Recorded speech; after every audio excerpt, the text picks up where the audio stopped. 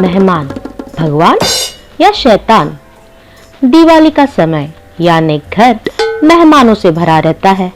कुछ मेहमान प्यारे होते हैं तो कुछ आफत। शर्मा जी के यहाँ भी उनके बेटी, नाते और जमाई आने वाले थे। अब बेटी तो प्यारी थी पर जमाई के नखरे, बाबा रे बाबा।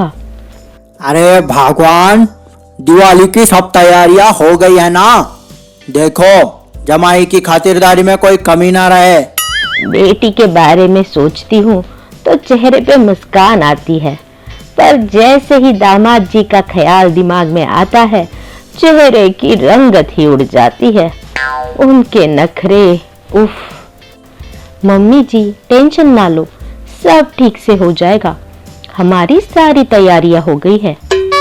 तैयारियां तो लाख हो, पर वो उनमें गलतियां निकाल के ही दम लेंगे। अरे ये तो ऐसे है, इन्हें कुबेर के यहाँ भी भेजे तो मौका मिले ना तो वहां पे भी कुछ ना कुछ उल्टा सीधा बोल के आएंगे, गलतियां निकाल के आएंगे। बेटी के घर आने की खुशी से ज्यादा उन्हें दामाद के आने का डर था। क्या करे, दामाद थे ही ऐसे, एकदम नखरे दिखाने वाले। जैसे तैसे उनके आने का दिन आ ही गया। उफ, ये कैसा स्वागत है? बाहर पैर धोने के लिए पानी भी नहीं रखा, या हमारी कोई चिंता ही नहीं। जीजा जी, आप सीधा बाथरूम में जाइए, वहां गर्म पानी आपका इंतजार कर रहा है। बाहर रंगोली खराब होगी ना, इसलिए पानी नहीं रखा मैंने। अच्छे बहाने बनाती है भाभी आप। अरे बिना पैर धोए घर के अंदर कैसे जाऊंगा? हमारे यहाँ ये नहीं चलता, मैं तो बाहर ही पैर धोऊंगा। ओह ठीक है, जैसा आप ठीक समझे। बेचारी सुधा मेहनत से बनाई हुई रंगोली दामाद जी के जिद में धुल गई। आते ही उनके नखरे शुरू हो गए थे। और दामाद जी, सफर अच्छा तो रहा ना? कोई तकलीफ तो नहीं हुई?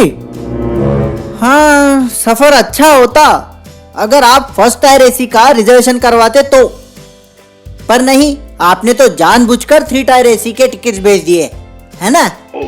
माफ कीजिए दामाद जी, कोशिश तो की थी पर टिकट्स मिली नहीं। अगली बार थोड़ा जल्दी बता दीजिएगा आने का, यानी टिकट्स बुक करने में आसानी होगी। ओह, एक तो टिकट्स भी भिजवाओ, ऊपर से इनके नखरे तो देखो। माँ जी, वो सुन लेंगे, जरा धीरे बोलिए। क्या गलत कहा था मिसेस शर्मा ने? खुद तो टिकट्स निकलवाए नहीं, ऊपर से मिजाज, हाय तौबा। चलिए आप लोग फ्रेश हो जाइए, मैं तब तक खाना लगवाती हूँ। ये क्या, आते ही खाना? आपके यहाँ चाय नाश्ता नहीं पूछा जाता क्या? बड़ा शॉर्टकट में काम निपटा रहे हो भाभी आप, हैं? जी माफ कीजिए जीजा जी, अभी खाने का समय हो रहा है, इसलिए मुझे लगा खाना खाना ही सही होगा। कोई बात नहीं, मैं अभी चाय नाश्ता ले आती हूँ। रहने दीजिए भाभी, अब बोलने के बाद करने का क्या फायदा? चलिए आज डायरेक्ट खाना ही खा लेते हैं। थोड़ी ही देर में सब खाना खाने बैठ जाते हैं। बेटी ये ले, तेरी मनपसंद गट्टे की सब्जी बनाई है, जी भर के खा ले। ओह माँ, कितने दिन हो गए आपके हाथों की बनी सब्जी नहीं खाई। बड़ा मन था खाने का, मैं बोलने ही वाली थी आपको। थोड़ी खातिरदारी दामाद की भी कर लीजिए सासू माँ, आखिर यही आपके बेटी को खुश रखने वाला है। ओह जीजा जी, आप क्यों चिंता करते हैं? ये देखिए, बाकी सारी डिशेस खास आपके लिए बनाई हैं, सब आपकी फेवरेट। खाना तो सबने खा लिया, फिर माँ बेटी आपस में सुख दुख बांटने लग गई। माँ, आई हूँ तब से भैया कहीं नजर नहीं आ रहा, कहाँ गए वो? अरे उसे आज छुट्टी कहा, वो कल से घर पर ही रहेगा, शाम को मिल लेना अपने भाई से। वैसे एक बात पूछूं बेटा, बुरा मत मानना। हाँ माँ, बिल्कुल पूछो। ये दामाद जी घर में भी ऐसे ही कुड़कुड़ करते रहते हैं क्या हमेशा? इतने साल हो गए तुम्हारे शादी को, पर अभी तक इनके तेवर नहीं बदले। सुधा समझदार है, इसलिए सब संभाल लेती है, पर कभी उसने इनकी हरकतों से बाज आकर उल्टा जवाब दे दिया तो फिर क्या करेंगे। माँ, भाभी बहुत अच्छी है, वो सब समझती है, आप चिंता मत कीजिए। और रहा सवाल इनका, मुझे नहीं लगता अब ये बदलने वाले हैं, बस आप उनकी बातों का बुरा ना माना करो। माँ बेटी ऐसे ही बातों में बिजी हो जाती है। सुधा भी उनको अकेला छोड़ देती है और किचन का काम संभाल लेती है। थोड़ी ही देर में चाय का समय हो जाता है। क्या बात है भाभी, लगता है हम आए हैं ये बात साले साहब को पसंद नहीं आई, इसलिए कहीं दिख नहीं रहे। वो ऑफिस गए हैं जीजा जी, कल से घर पर ही रहेंगे, तब जी भरकर बात कर लीजिएगा उनसे।